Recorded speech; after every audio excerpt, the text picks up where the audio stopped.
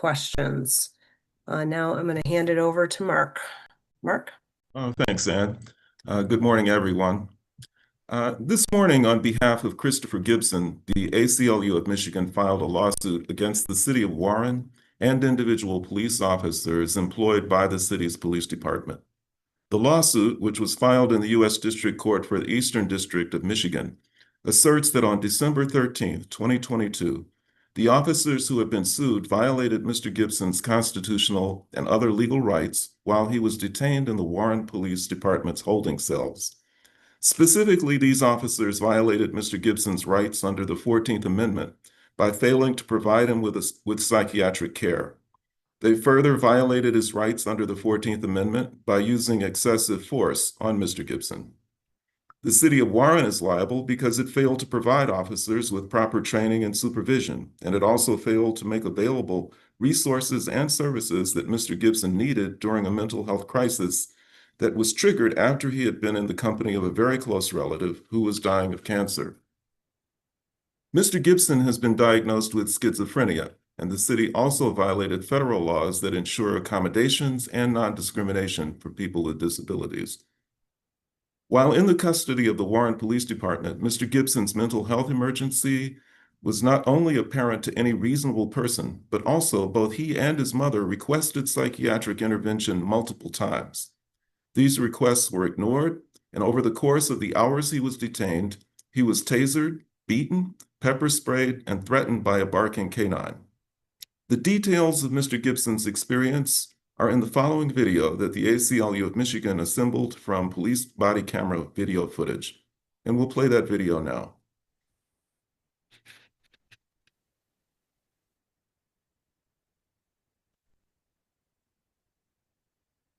City. One man's mental health crisis and the abuse he endured in the Warren, Michigan jail. Warning: this video contains scenes of violence. Viewer discretion is advised. December 13th, 2022, the Warren, Michigan Police Department, 11:23 a.m.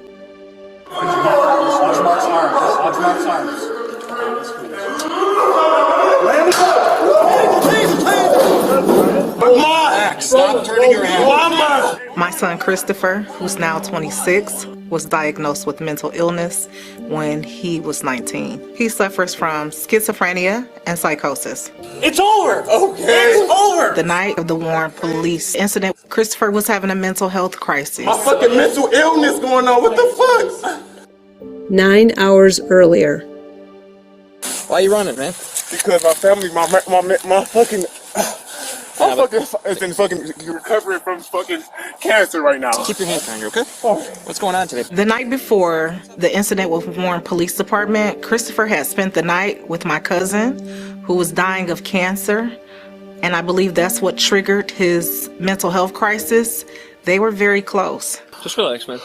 We're all good. We're just trying to figure out what's going on. Okay. You okay? Okay. The gas station called because they're worried about you, so we're trying to get it figured out, okay? Okay, all right, You're not in trouble or anything. What's your name? Fucking, What's your name, man? Christopher Gibson. Christopher? I'm fucking worried. All right. Well, let's figure it out. Let's see. I was lost, bro. I was worried about losing my fucking family, so it's like, bro, I'm trying to... Man, I was fucking going through it, bro. Literally fucking... Picked the wrong city to be going through it in. After hours of not hearing from Christopher, his mother called his cell phone. Christopher answered from the back of a police car. The police later discovered that Christopher had outstanding warrants for identity theft and decided to arrest him. This is Officer Dufresne with Warren Police. He's going to the Warren jail. Lisa, hello, sir. Yes, ma'am. He's having a mental breakdown. I called 911 earlier.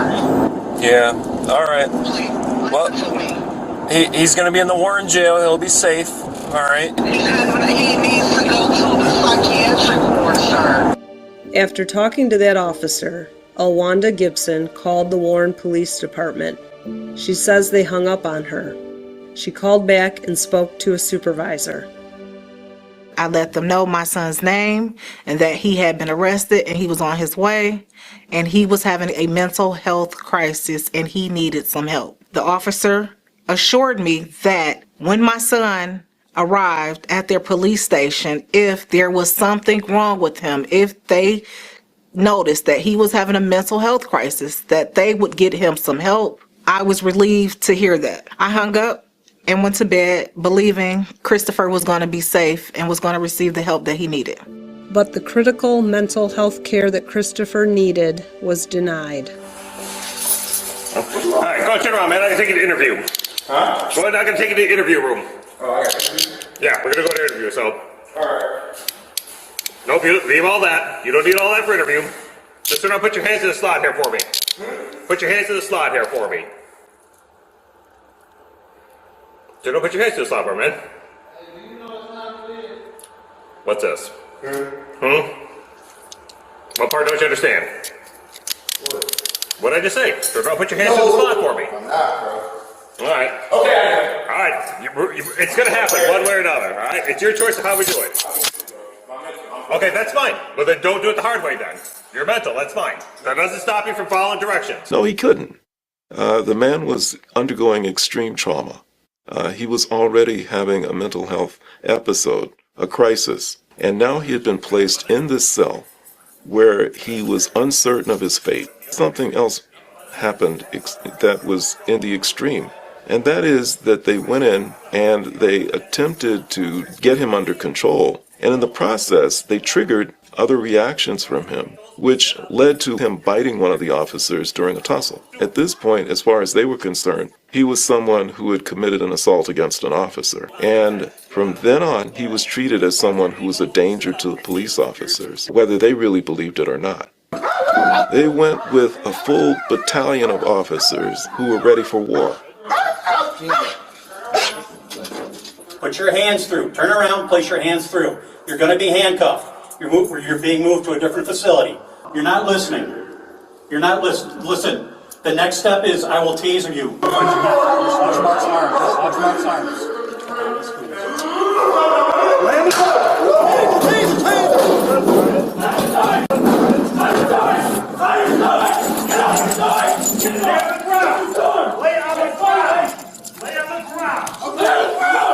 I got it. Lay on fucking ground!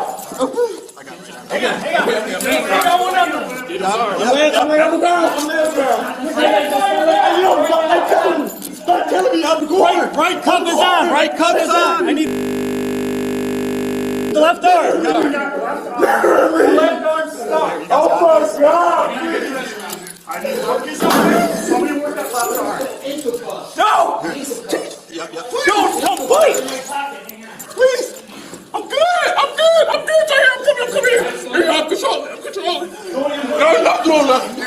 I get my Give me this arm! Guys, I gotta roll out! No! I gotta roll out! No! They're killing me! No, we're not! They are killing me! Literally! They are killing me, literally! Judge! I got his head. No, hell no. Okay, so I got his left arm. No! His wrist is up. Judge, please! They're doing it over me! So, no! Okay. Stop now. Stop. Wait! Stop. Wait! Can you take it here? Oh my God! Just stop moving. Stop moving now. This will all be over. Stop moving. No, he's not cut. His right arm. He's pinching. Stop moving. I got their cuffs. Stand by. But the violence against Christopher Gibson didn't stop there. Wait. I got him. My fucking mental illness going on. What the fuck? I got left arm. Okay. Yeah. I'm not.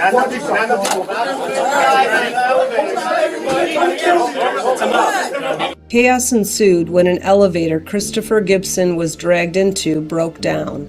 Literally right here dying. Okay, well do something. I'm fucking dying. Call somebody. I'm dying. They're trying to fucking call somebody. I'm compliant. I'm trying to kill you. Hey, yo, look. I'm compliant. I know. I'm taking it out. I'm stuck in there. Look at what they are doing to me. I called all day long for 3 days, hour after hour, and they kept telling me they did not have my son in their custody. I thought they murdered my son. As they attempted to transfer a completely defenseless Christopher Gibson to the Macomb County Jail, Warren police piled on yet more physical abuse. I'm not under my right state of mind.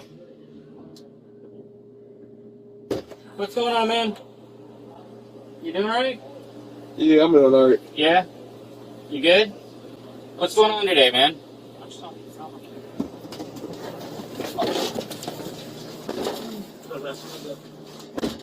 Alwanda Gibson says it took her 3 days to find Christopher. Instead of jail, he was in the hospital being treated for severe physical injuries. Ms. Gibson was asked by the people at the hospital whether he had a history of problems with his kidneys or his heart because they had been extremely damaged, that there was internal bleeding. The condition that he was diagnosed with, among other things, was rhabdomyolysis, which is the condition that results from extreme pressure on the body. The video shows multiple officers applying their full body weight to him and causing these extreme injuries that it took more than a week for him to stabilize from while he was hospitalized. And more profound than that are the emotional and mental injuries that he sustained as a result of that. And we're probably unable to imagine the extent and the impact of those. No! I gotta roll out! No!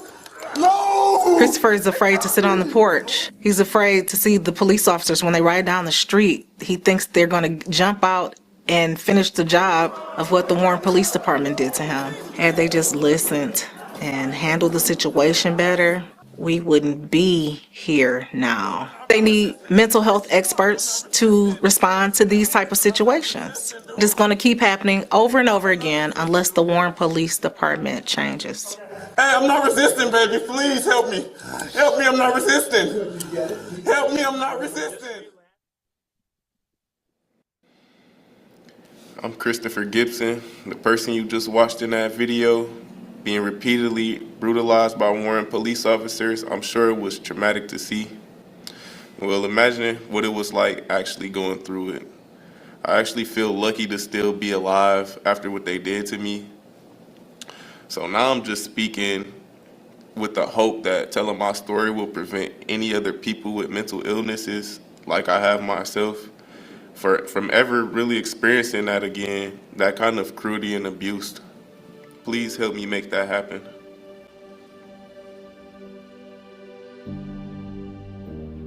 On behalf of Christopher Gibson, the American Civil Liberties Union of Michigan has filed a federal lawsuit against the city of Warren, Michigan, and the police officers accused of participating in the violent acts against him. The case is pending.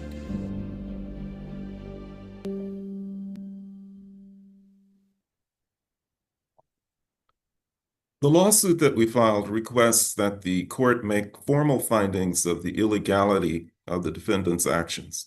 It further requests that the court enjoin or prohibit those who have been sued from violating the constitutional and other legal rights of Mr. Gibson and others who are similarly situated. The lawsuit further demands compensatory damages for Mr. Gibson and attorney's fees and costs. We want to be clear that our purpose in filing this lawsuit is not merely to shine a light on the Warren Police Department's treatment of our client. It is also to highlight the fact that the conditions that can give rise to this type of abuse exist in many police departments throughout Michigan. When a police department has a single-minded focus on providing armed responses to violent crime, that department is unlikely to respond appropriately when called upon to address problems that require an unarmed response, such as drug overdoses, suicide attempts, the homeless, and squabbling neighbors. These situations are best addressed by social workers, psychologists. When people like Christopher Gibson present with mental health emergencies, they need the assistance of mental health specialists, not police officers who believe violence is the best response to all problems. When, as in this case, services needed by Mr. Gibson were available to the police department and decisions were nevertheless made not to use them, this is sometimes a consequence of an insular law enforcement culture that is driven and sustained by a shared militaristic approach to policing that relies heavily on intimidation and the threat or use of violence. Such cultures can be dissolved by ensuring that agencies charged with protecting community safety are professionally diverse.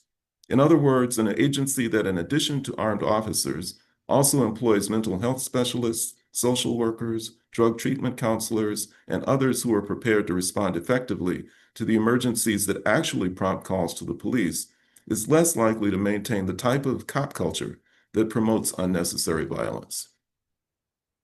At this time, I'll turn it over to my co-counsel, Saida Davidson. Thank you, Mark. Good morning, everyone. As Mark mentioned, my name is Saida Davidson. I'm a senior staff attorney at the ACLU of Michigan and co-counsel on this case. My pronouns are she, her. I'm going to share just a few statistics on why police departments in Michigan and across the country must have trained mental health professionals to respond when faced with a person who is experiencing a mental health crisis. First, people experiencing a mental health episode are 16 times more likely to be killed by police. As many as 1 in 5 people killed by police in the US may have been experiencing a mental health crisis, according to a study released in 2024. Nationally, more than 1,400 of the roughly 7,200 police killings between 2017 and 2023 involved a person in a mental health crisis, according to data from the Washington Post's Police Killings Tracker. There is, however, reason to hope change is occurring. There's broad support among our state's law enforcement to utilize professionals who can address mental health crises. According to a study released earlier this year, in Michigan, more than 80% of sheriffs and police chiefs, as well as more than 50% of local government leaders, support alternative response programs. It's not a new idea. Researchers have tracked over 100 alternative crisis response units operating across the United States. Over half of the country's largest cities have created such teams. A wide variety of reporting has been shining a light on the successful implementation of these programs in all sorts of different Michigan communities, from Detroit and Dearborn to Grand Rapids and Newaygo. As encouraging as these developments are, the police torture of Mr. Gibson shows that they have not come fast enough and they are not spread far enough. We must all call on our communities to support policing that includes teams of mental health professionals who can respond when faced with a person suspected to be experiencing a mental health crisis. Thank you. I'm going to open it up for questions now. If folks want to just raise their hand or come off mute, that would be helpful.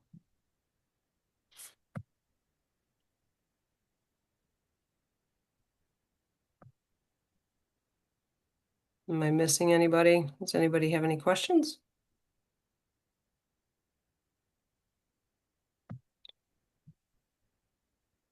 And if you do, you can raise your hand. Chris Hall, Detroit Free Press, go for it. Yes, can you hear me okay?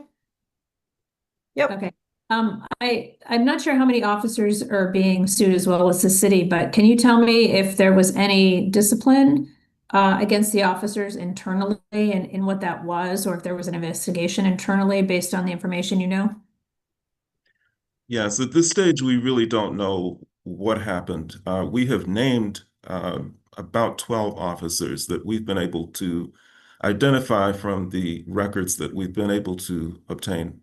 But there are possibly others, and for them, we've identified them as John Doe officers. After the lawsuit gets underway, we'll be able to engage in a process of discovery where the parties will be able to request and receive information and documents that may become part of the record in the case. And we hope and expect that during that process, we'll be able to not only identify all of the officers who were involved, but also find out what, if anything, happened to them in the way of discipline. Thanks, Chris. Anybody else?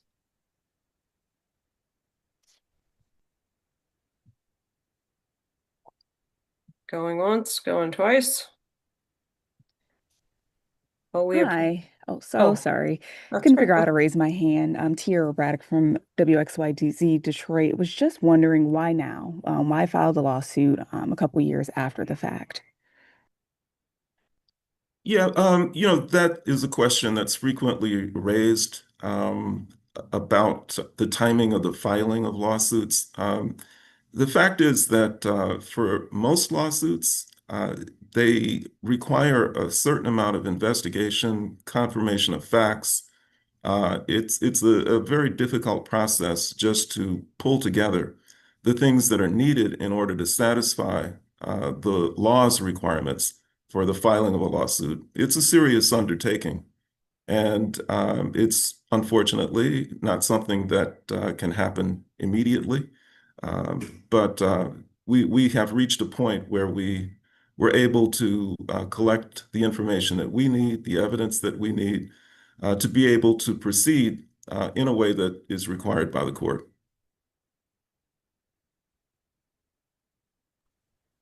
Thanks. Chris, did you have another question?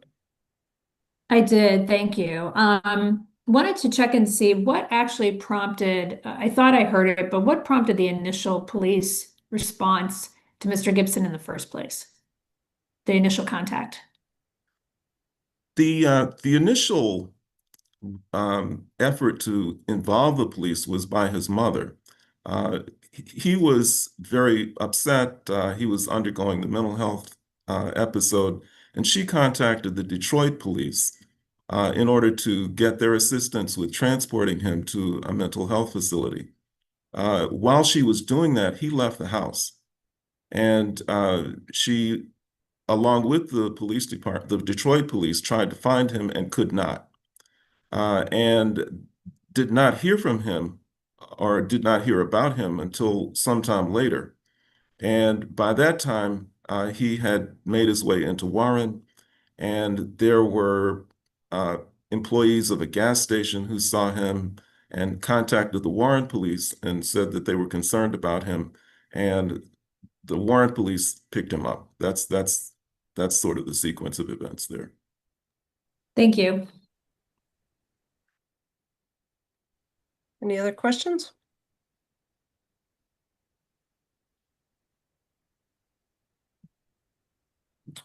I don't want to rush folks, so if you have any questions, you can just raise your hand or come off mute. All right, really appreciate you being here. Soon after we conclude, we'll send out a press release, which will have a recording of this press conference as well as the video, which we sent out in the media advisory to you all as well. So, and of course, the lawsuit will be part of that press release. Again, thank you all so much for coming.